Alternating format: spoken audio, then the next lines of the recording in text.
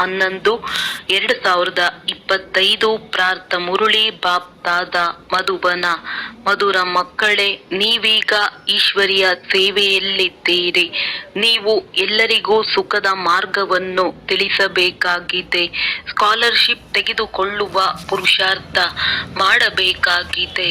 ಪ್ರಶ್ನೆ: ನೀವು ಮಕ್ಕಳ ಬುದ್ಧಿಯಲ್ಲಿ ಯಾವಾಗ ಚೆನ್ನಾಗಿ ಜ್ಞಾನದ ಧಾರಣೆಯಾಗಿ ಬಿಡುವುದೋ ಆಗ ಯಾವ ಭಯವೂ ಬಿಟ್ಟು ಹೋಗುವುದು. ಉತ್ತರ: ಭಕ್ತಿಯಲ್ಲಿ ಗುರುಗಳು ನಮಗೆ ಶಾಪ ಕೊಡುವರೆಂಬ ಭಯವಿರುತ್ತದೆ. ಜ್ಞಾನದಲ್ಲಿ ಬರುವುದರಿಂದ, ಜ್ಞಾನ ಧಾರಣೆ ಮಾಡಿಕೊಳ್ಳುವುದರಿಂದ ಈ ಭಯವು ಬಿಟ್ಟು ಹೋಗುತ್ತದೆ. ಏಕೆಂದರೆ ಜ್ಞಾನ ಮಾರ್ಗದಲ್ಲಿ ಯಾರೂ ಶಾಪ ಕೊಡಲು ಸಾಧ್ಯವಿಲ್ಲ. ರಾವಣನು ಶಾಪ ಕೊಡುತ್ತಾನೆ, ತಂದೆಯು ಆಸ್ತಿ ಕೊಡುತ್ತಾರೆ. ರಿದ್ಧಿ ಸಿದ್ಧಿ ಕಲಿಯುವವರು ಹೀಗೆ ತೊಂದರೆ ಕೊಡುವ, ದುಃಖ ಕೊಡುವ ಕೆಲಸವನ್ನು ಮಾಡುತ್ತಾರೆ. ಜ್ಞಾನದಲ್ಲಂತೂ ನೀವು ಮಕ್ಕಳು ಎಲ್ಲರಿಗೂ ಸುಖ ಕೊಡುತ್ತೀರಿ. ಓಂ ಶಾಂತಿ. ಮಧುರಾತಿ ಮಧುರ ಆತ್ಮಿಕ ಮಕ್ಕಳ ಪ್ರತಿ ಆತ್ಮಿಕ ತಂದೆಯೂ ತಿಳಿಸುತ್ತಾರೆ, ನೀವೆಲ್ಲರೂ ಮೂಲತಃ ಆತ್ಮಗಳಾಗಿದ್ದೀರಿ. ಇದು ಪಕ್ಕಾ ನಿಶ್ಚಯವಿರಬೇಕಾಗಿದೆ.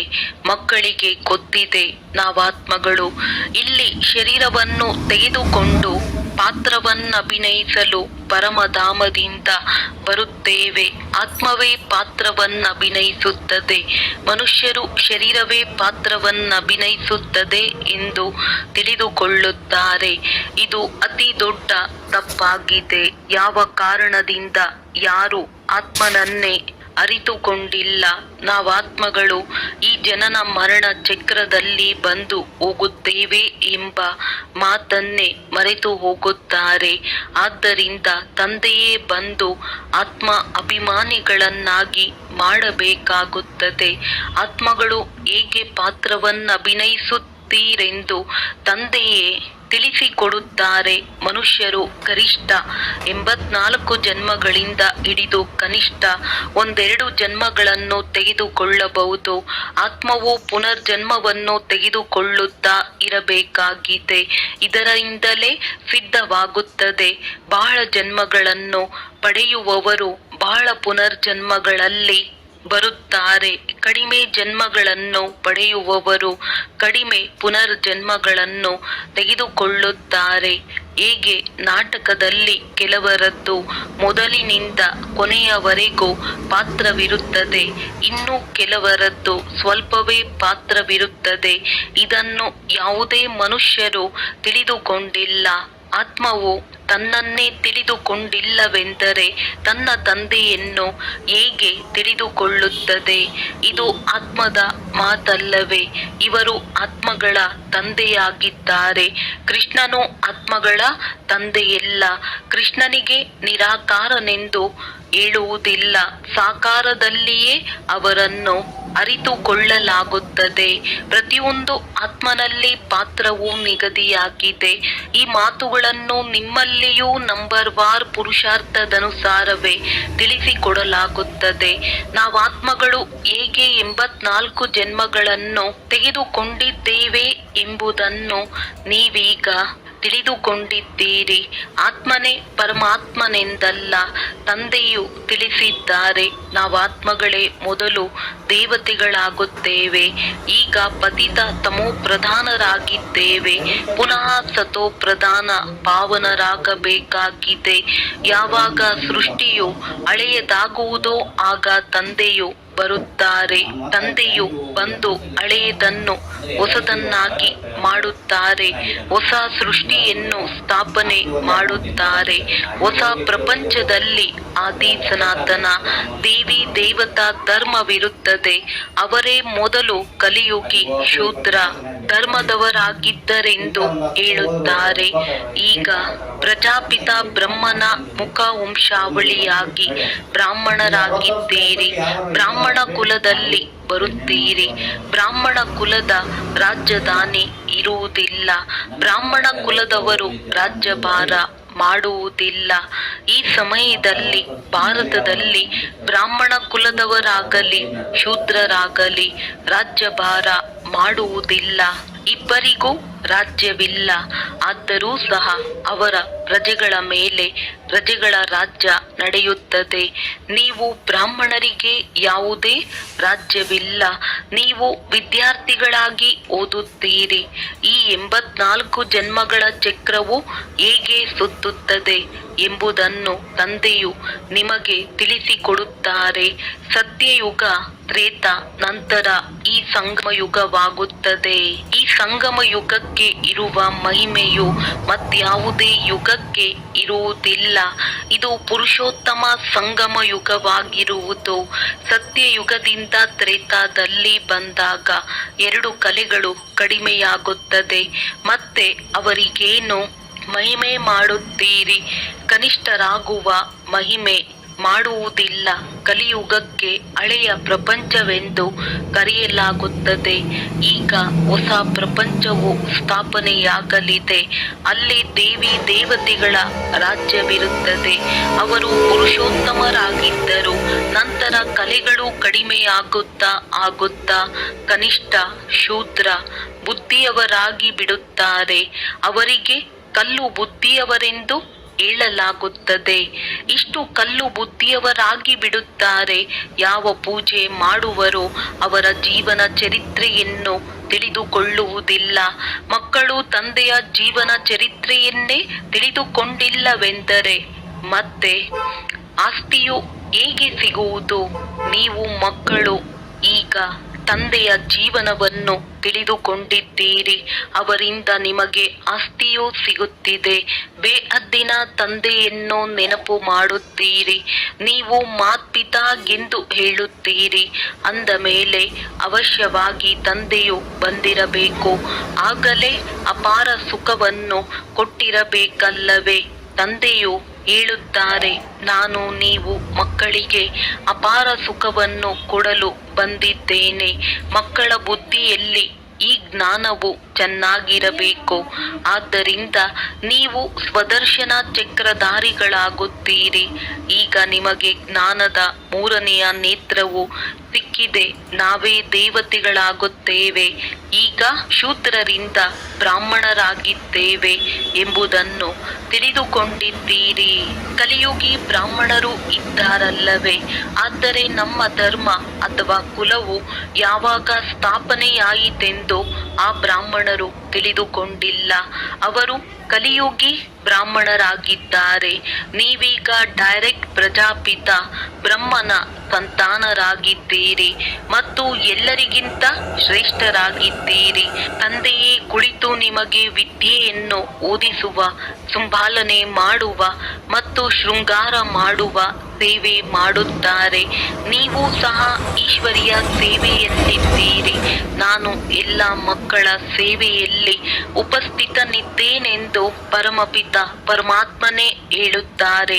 ಮಕ್ಕಳಿಗೆ ಸುಖದ ಮಾರ್ಗವನ್ನು ತಿಳಿಸಬೇಕಾಗಿದೆ.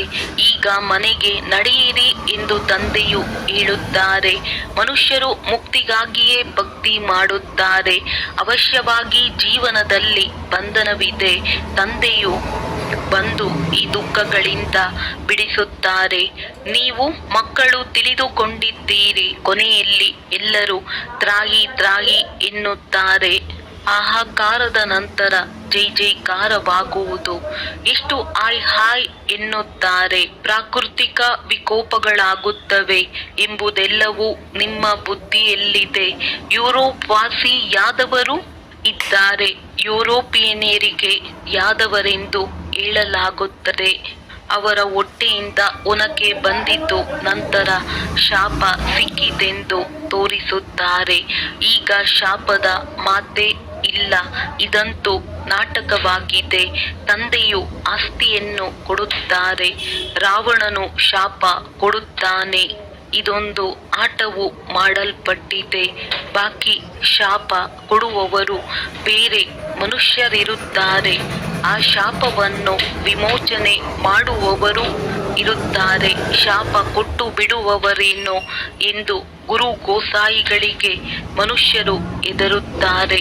ವಾಸ್ತವದಲ್ಲಿ ಜ್ಞಾನ ಮಾರ್ಗದಲ್ಲಿ ಶಾಪ ಕೊಡುವವರು ಯಾರೂ ಇರಲು ಸಾಧ್ಯವಿಲ್ಲ. ಜ್ಞಾನ ಮಾರ್ಗ ಮತ್ತು ಭಕ್ತಿ ಮಾರ್ಗದಲ್ಲಿ ಶಾಪದ ಯಾವುದೇ ಮಾತಿಲ್ಲ. ಯಾರು ರೀತಿ ಸಿದ್ಧಿಯನ್ನು ಕಲಿಯುವರೋ ಅವರು ಶಾಪ ಕೊಡುತ್ತಾರೆ, ಮನುಷ್ಯರನ್ನು ಬಹಳ ದುಃಖಿಯನ್ನಾಗಿ ಮಾಡುತ್ತಾರೆ, ಹಣ ಸಂಪಾದಿಸುತ್ತಾರೆ. ಭಕ್ತರು ಈ ಕೆಲಸ ಮಾಡುವುದಿಲ್ಲ. ತಂದೆಯು ಇದನ್ನು ತಿಳಿಸಿದ್ದಾರೆ. ಸಂಗಮ ಯುಗದ ಜೊತೆ ಪುರುಷೋತ್ತಮ ಎಂಬುದನ್ನು ಅವಶ್ಯವಾಗಿ ಬರೆಯಬೇಕಾಗಿದೆ.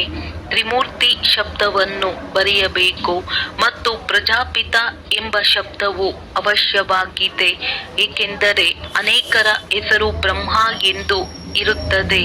ಪ್ರಜಾಪಿತ ಶಬ್ದವನ್ನು ಬರೆಯುವುದರಿಂದ ಸಾಕಾರದಲ್ಲಿ ಪ್ರಜಾಪಿತನಾದರೆಂದು ತಿಳಿದುಕೊಳ್ಳುವರು. ಕೇವಲ ಬ್ರಹ್ಮನೆಂದು ಬರೆದರೆ ಸೂಕ್ಷ್ಮದಲ್ಲಿ ಅವರು ತೋರಿಸಿರುವ ಬ್ರಹ್ಮನೆಂದು ತಿಳಿದುಕೊಳ್ಳುವರು. ಬ್ರಹ್ಮ ವಿಷ್ಣು ಶಂಕರನಿಗೆ ಭಗವಂತನೆಂದು ಹೇಳುತ್ತಾರೆ. ಪ್ರಜಾಪಿತ ಬ್ರಹ್ಮನೆಂದು ಹೇಳಿದಾಗ ನೀವು ತಿಳಿಸಬಹುದು, ಪ್ರಜಾಪಿತನು ಇಲ್ಲಿಯೇ ಇದ್ದಾರೆ. ಸೂಕ್ಷ್ಮ ವತನದಲ್ಲಿರಲು ಹೇಗೆ ಸಾಧ್ಯ? ಇವರೇ ಕರ್ಮಾತೀತರಾಗಿ ನಂತರ ಸೂಕ್ಷ್ಮ ವತನವಾಸಿಯಾಗುವರು. ಬ್ರಹ್ಮನ ನಾಭಿಯಿಂದ ವಿಷ್ಣು ಬಂದರೆಂದು ತೋರಿಸುತ್ತಾರೆ. ನೀವು ಮಕ್ಕಳಿಗೆ ಜ್ಞಾನ ಸಿಕ್ಕಿದೆ, ಯಾರೂ ನಾಭಿಯಿಂದ ಬರಲು ಸಾಧ್ಯವಿಲ್ಲ.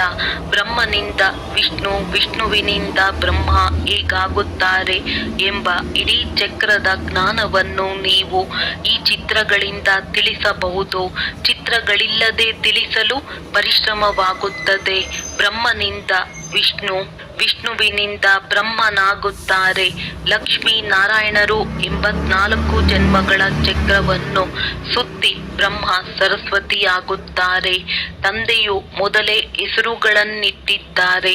ಯಾವಾಗ ಆದಿಯಲ್ಲಿ ಬಟ್ಟಿಯಾಯಿತೋ ಆಗ ಹೆಸರುಗಳನ್ನಿಟ್ಟರು. ಆದ್ದರಿಂದ ತಂದೆಯು ಹೇಳಿದ್ದಾರೆ, ಬ್ರಾಹ್ಮಣರ ಮಾಲೆಯು ಆಗುವುದಿಲ್ಲ, ಏಕೆಂದರೆ ಬ್ರಾಹ್ಮಣರು ಪುರುಷಾರ್ಥಿಗಳಾಗಿದ್ದೀರಿ.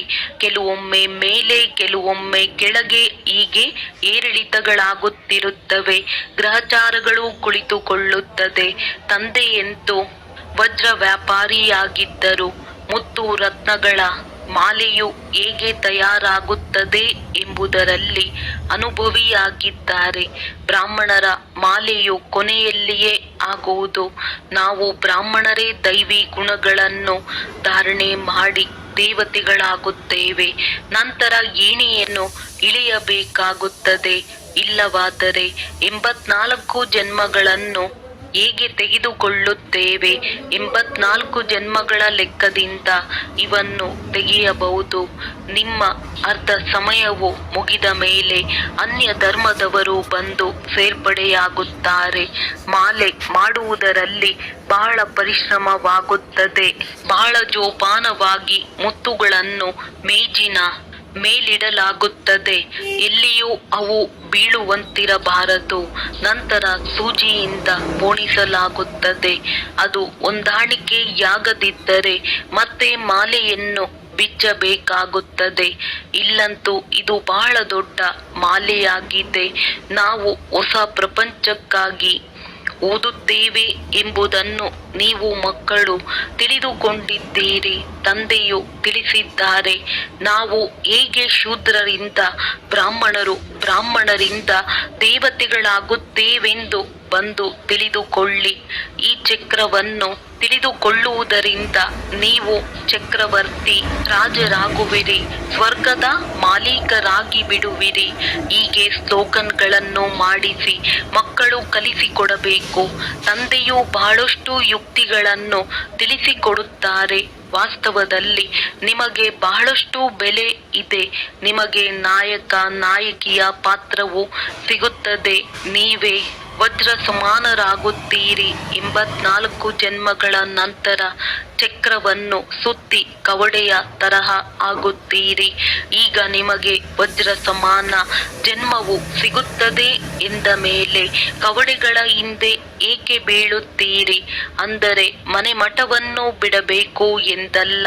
ತಂದೆಯು ತಿಳಿಸುತ್ತಾರೆ, ಗೃಹಸ್ಥ ವ್ಯವಹಾರದಲ್ಲಿರುತ್ತಾ ಕಮಲ ಪುಷ್ಪ ಸಮಾನ ಪವಿತ್ರರಾಗಿರಿ ಮತ್ತು ಸೃಷ್ಟಿ ಚಕ್ರದ ಜ್ಞಾನವನ್ನು ತಿಳಿದುಕೊಂಡು ದೈವಿ ಗುಣಗಳನ್ನು ಧಾರಣೆ ಮಾಡಿ. ಆಗ ನೀವು ವಜ್ರ ಸಮಾನರಾಗುತ್ತೀರಿ. ಅವಶ್ಯವಾಗಿ 5,000 ವರ್ಷಗಳ ಮೊದಲು ಭಾರತವು ವಜ್ರ ಸಮಾನವಾಗಿತ್ತು. ಈ ಲಕ್ಷ್ಮೀ ನಾರಾಯಣರ ಚಿತ್ರವು ನಿಮ್ಮ ಗುರಿ ಧ್ಯೇಯವಾಗಿದೆ. ಈ ಚಿತ್ರಕ್ಕೆ ಬಹಳ ಮಹತ್ವಿಕೆ ಕೊಡಬೇಕಾಗಿದೆ. ನೀವು ಮಕ್ಕಳು ಪ್ರದರ್ಶನಿ ಮ್ಯೂಸಿಯಂಗಳಲ್ಲಿ ಬಹಳ ಸೇವೆ ಮಾಡಬೇಕು. ವಿಹಂಗ ಮಾರ್ಗದ ಸೇವೆ ಮಾಡದೆ ನೀವು ಹೇಗೆ ಪ್ರಜೆಗಳನ್ನು ಮಾಡಿಕೊಳ್ಳುತ್ತೀರಿ? ಬಲೆ ಈ ಜ್ಞಾನವನ್ನು ಕೇಳುತ್ತಾರೆ. ಆದರೆ ಶ್ರೇಷ್ಠ ಪದವಿಯನ್ನು ಕೆಲವರೇ ವಿರಳ ಪಡೆಯುತ್ತಾರೆ. ಆದ್ದರಿಂದಲೇ ಕೋಟಿಯಲ್ಲಿ ಕೆಲವರು ಕೆಲವರಲ್ಲಿ ಕೆಲವರೆಂದು ಹೇಳುತ್ತಾರೆ. ಕೆಲವರೇ ಸ್ಕಾಲರ್ಶಿಪ್ ಪಡೆಯುತ್ತಾರಲ್ಲವೇ? ಶಾಲೆಯಲ್ಲಿ 40-50 ಮಂದಿ ಮಕ್ಕಳಿರುತ್ತಾರೆ. ಅವರಲ್ಲಿ ಕೆಲವರೇ ಸ್ಕಾಲರ್ಶಿಪ್ ತೆಗೆದುಕೊಳ್ಳುತ್ತಾರೆ. ಯಾರಾದರೂ ಸ್ವಲ್ಪ ತೀಕ್ಷ್ಣವಾಗಿದ್ದರೂ ಸಹ ಅವರಿಗೂ ಸಹ ಕೊಡುತ್ತಾರೆ. ಇಲ್ಲಿಯೂ ಹಾಗೆಯೇ 8 ಮಣಿಗಳಿವೆ. ಆದರೂ ನಂಬರ್ ವಾರ್ ಇದ್ದಾರಲ್ಲವೇ? ಅವರೇ ಮೊಟ್ಟ ಮೊದಲು ರಾಜ್ಯ ಸಿಂಹಾಸನದ ಮೇಲೆ ಕುಳಿತುಕೊಳ್ಳುತ್ತಾರೆ. ನಂತರ ಕಲೆಗಳು ಕಡಿಮೆಯಾಗುತ್ತಾ ಹೋಗುವುದು. ಲಕ್ಷ್ಮೀ ನಾರಾಯಣರ ಚಿತ್ರವು ನಂಬರ್ 1 ಆಗಿದೆ. ಅವರದ್ದು ರಾಜಧಾನಿಯು ನಡೆಯುತ್ತೆ. ಆದರೆ ಲಕ್ಷ್ಮೀ ನಾರಾಯಣರ ಚಿತ್ರವನ್ನೇ ತೋರಿಸಲಾಗಿದೆ. ಇಲ್ಲಿ ನೀವು ತಿಳಿದುಕೊಂಡಿದ್ದೀರಿ. ಆದರೆ ಚಿತ್ರಗಳಂತೂ ಬದಲಾಗುತ್ತಾ ಹೋಗುತ್ತದೆ. ಚಿತ್ರಗಳನ್ನು ಕೊಡುವುದರಿಂದರೇನು ಲಾಭ? ನಾಮ ರೂಪ, ದೇಶ, ಕಾಲ ಎಲ್ಲವೂ ಬದಲಾಗಿ ಬಿಡುತ್ತವೆ. ಮಧುರಾತಿ ಮಧುರ ಆತ್ಮಿಕ ಮಕ್ಕಳಿಗೆ ತಂದೆಯು ತಿಳಿಸಿಕೊಡುತ್ತಾರೆ. ಕಲ್ಪದ ಹಿಂದೆಯೂ ತಂದೆಯು ತಿಳಿಸಿದ್ದರು. ಕೃಷ್ಣನು ಗೋಪಿಕೆಯರಿಗೆ ತಿಳಿಸಿದನೆಂದಲ್ಲ. ಕೃಷ್ಣನಿಗೆ ಗೋಪಿಯರು ಇರುವುದಿಲ್ಲ. ಅವರಿಗೆ ಜ್ಞಾನವನ್ನು ಕಲಿಸಿಕೊಡಲಾಗುವುದಿಲ್ಲ. ಅವನು ಸತ್ಯಯುಗದ ರಾಜಕುಮಾರನಾಗಿದ್ದಾನೆ. ಅಂದ ಮೇಲೆ ಅಲ್ಲಿ ರಾಜಯೋಗವನ್ನು ಹೇಗೆ ಕಲಿಸುತ್ತಾರೆ? ಮತ್ತು ಪತಿತರನ್ನು ಪಾವನರನ್ನಾಗಿ ಮಾಡುವ ಅವಶ್ಯಕತೆಯಾದರೂ ಏನಿದೆ? ನೀವೀಗ ತಂದೆಯನ್ನು ನೆನಪು ಮಾಡಿ. ತಂದೆಯೇ ಮತ್ತೆ ಶಿಕ್ಷಕನೂ ಆಗಿದ್ದಾರೆ. ಶಿಕ್ಷಕರನ್ನು ವಿದ್ಯಾರ್ಥಿಗಳೆಂದು ಮರೆಯಲು ಸಾಧ್ಯವಿಲ್ಲ. ತಂದೆಯನ್ನು ಮತ್ತು ಗುರುಗಳನ್ನು ಮಕ್ಕಳು ಮರೆತು ಹೋಗಲು ಸಾಧ್ಯವಿಲ್ಲ. ತಂದೆಯಂತೂ ಜನ್ಮದಿಂದಲೂ ಇರುತ್ತಾರೆ. ಶಿಕ್ಷಕರು 5 ವರ್ಷಗಳ ನಂತರ ಸಿಗುತ್ತಾರೆ. ಮತ್ತೆ ವಾನಪ್ರಸ್ಥದಲ್ಲಿ ಗುರುಗಳು ಸಿಗುತ್ತಾರೆ. ಜನ್ಮದಿಂದಲೇ ಗುರುಗಳನ್ನು ಮಾಡಿಕೊಳ್ಳುವುದರಿಂದ ಯಾವುದೇ ಲಾಭವಿಲ್ಲ. ಗುರುವಿನ ಮಡಿಲನ್ನು ತೆಗೆದುಕೊಂಡೂ ಸಹ ನಂತರ ಮರಣ ಹೊಂದುತ್ತಾರೆ. ಅಂದ ಮೇಲೆ ಗುರುಗಳು ಏನು ಮಾಡಿದಂತಾಯಿತು? ಸದ್ಗುರುವಿಲ್ಲದೆ ಗತಿ ಇಲ್ಲವೆಂದು ಆಡುತ್ತಾರೆ. ಈ ಮಾತನ್ನು ಸದ್ಗುರುವಿಗೆ ಬಿಟ್ಟು ಆ ಗುರುಗಳಿಗೆ ಹೇಳಿಬಿಡುತ್ತಾರೆ. ಗುರುಗಳು ಅನೇಕರಿದ್ದಾರೆ. ತಂದೆಯು ತಿಳಿಸುತ್ತಾರೆ, ಮಕ್ಕಳೇ, ನೀವು ಯಾವುದೇ ದೇಹಧಾರಿ ಗುರು ಮೊದಲಾದವರನ್ನು ಮಾಡಿಕೊಳ್ಳುವ ಅವಶ್ಯಕತೆ ಇಲ್ಲ. ನೀವು ಯಾರಿಂದಲೂ ಏನನ್ನೂ ಬೇಡುವಂತಿಲ್ಲ. ಬೇಡುವುದಕ್ಕಿಂತ ಸಾಯುವುದು ಲೇಸು ಎಂದು ಗಾದೆ ಮಾತಿದೆ. ನಾವು ಹೇಗೆ ನಮ್ಮ ಹಣವನ್ನು ಸಫಲ ಮಾಡಿಕೊಳ್ಳುವುದು ಎಂದು ಎಲ್ಲರಿಗೆ ಚಿಂತೆ ಇರುತ್ತದೆ. ಅವರು ಈಶ್ವರಾರ್ಥವಾಗಿ ದಾನ ಪುಣ್ಯ ಮಾಡುವುದರಿಂದ ಅದರ ಫಲವಾಗಿ ಇದೇ ಹಳೆಯ ಸೃಷ್ಟಿಯಲ್ಲಿ ಅವರ ನಂತರದ ಜನ್ಮದಲ್ಲಿ ಅಲ್ಪ ಕಾಲಕ್ಕಾಗಿ ಸುಖ ಸಿಗುತ್ತದೆ. ಆದರೆ ಇಲ್ಲಿ ನಿಮ್ಮದ್ದು ಹೊಸ ಪ್ರಪಂಚದಲ್ಲಿ 21 ಜನ್ಮಗಳಿಗಾಗಿ ಸಫಲವಾಗುತ್ತದೆ. ತನು ಮನ ಧನವನ್ನು ಪ್ರಭುವಿನ ಮುಂದೆ ಅರ್ಪಣೆ ಮಾಡಬೇಕಾಗಿದೆ. ಯಾವಾಗ ಅವರು ಸನ್ಮುಖದಲ್ಲಿ ಬರುವರೋ ಆಗಲೇ ಅರ್ಪಣೆ ಮಾಡುವರಲ್ಲವೇ? ಪ್ರಭುವನ್ನು ಯಾರು ಅರಿತುಕೊಂಡೇ ಇಲ್ಲವಾದ್ದರಿಂದ ಗುರುಗಳನ್ನು ಹಿಡಿದುಕೊಳ್ಳುತ್ತಾರೆ. ಧನವನ್ನು ಗುರುಗಳ ಮುಂದೆ ಅರ್ಪಣೆ ಮಾಡುತ್ತಾರೆ.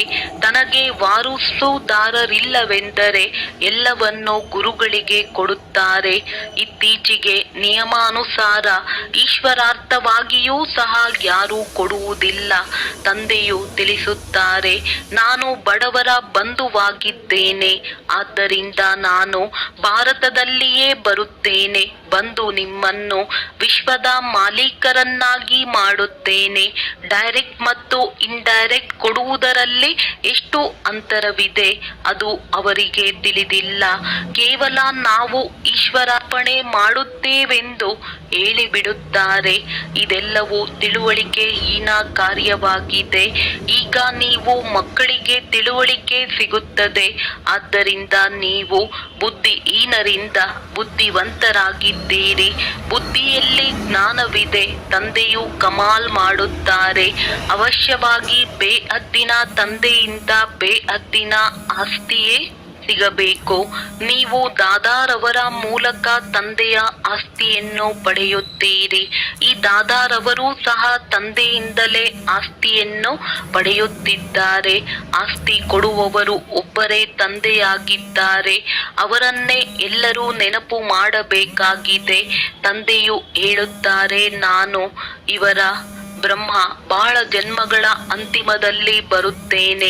ಇವರಲ್ಲಿ ಪ್ರವೇಶ ಮಾಡಿ ಇವರನ್ನು ಸಹ ಪಾವನರನ್ನಾಗಿ ಮಾಡುತ್ತೇನೆ. ಇವರೇ ನಂತರ ಫರಿಷ್ಠೆಯಾಗುತ್ತಾರೆ. ನೀವು ಈ ಬ್ಯಾಡ್ಜ್ನಿಂದ ಬಹಳಷ್ಟು ಸರ್ವಿಸ್ ಮಾಡಬಹುದು. ಈ ನಿಮ್ಮ ಬ್ಯಾಡ್ಜ್ಗಳೆಲ್ಲವೂ ಅರ್ಥಸಹಿತವಾಗಿದೆ.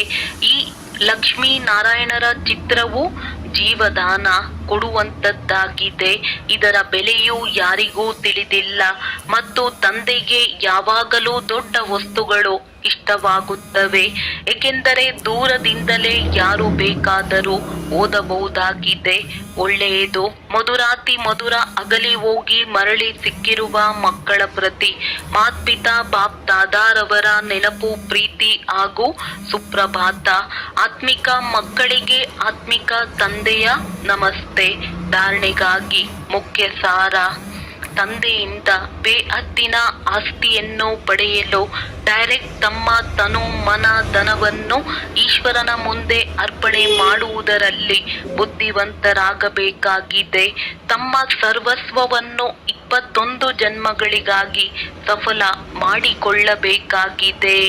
ಹೇಗೆ ತಂದೆಯು ಓದಿಸುವ, ಸಂಭಾಲನೆ ಮಾಡುವ ಮತ್ತು ಶೃಂಗರಿಸುವ ಸೇವೆ ಮಾಡುತ್ತಾರೆ, ಹಾಗೆಯೇ ತಂದೆಯ ಸಮಾನ ಸರ್ವಿಸ್ ಮಾಡಬೇಕಾಗಿದೆ. ಜೀವನ ಬಂಧನದಿಂದ ಹೊರಬಂದು ಎಲ್ಲರನ್ನು ಜೀವನ್ಮುಕ್ತಿಯಲ್ಲಿ ಕರೆದುಕೊಂಡು ಹೋಗಬೇಕಾಗಿದೆ.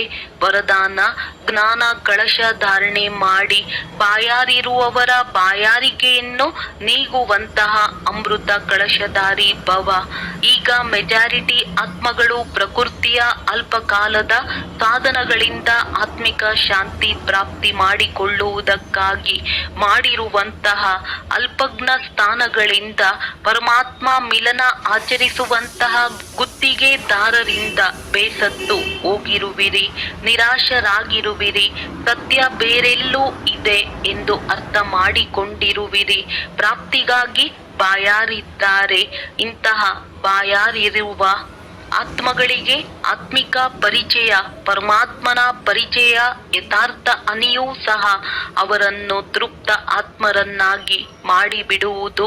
ಆದ್ದರಿಂದ ಜ್ಞಾನ ಕಳಶ ಧಾರಣೆ ಮಾಡಿ ಬಾಯಾರಿರುವವರ ಬಾಯಾರಿಕೆಯನ್ನು ದೂರ ಮಾಡಿ ಅಮೃತ ಕಳಶ ಸದಾ ಜೊತೆಯಲ್ಲಿರಲಿ. ಅಮರರಾಗಿ ಮತ್ತು ಅಮರರನ್ನಾಗಿ ಮಾಡಿ. ಸ್ಲೋಗನ್: ಅಡ್ಜಸ್ಟ್ ಆಗುವಂತಹ ಕಲೆಯನ್ನು ನಿಮ್ಮ ಲಕ್ಷ್ಯವಾಗಿಟ್ಟುಕೊಳ್ಳಿ, ಆಗ ಸಹಜವಾಗಿ ಸಂಪೂರ್ಣರಾಗಿ ಬಿಡುವಿರಿ.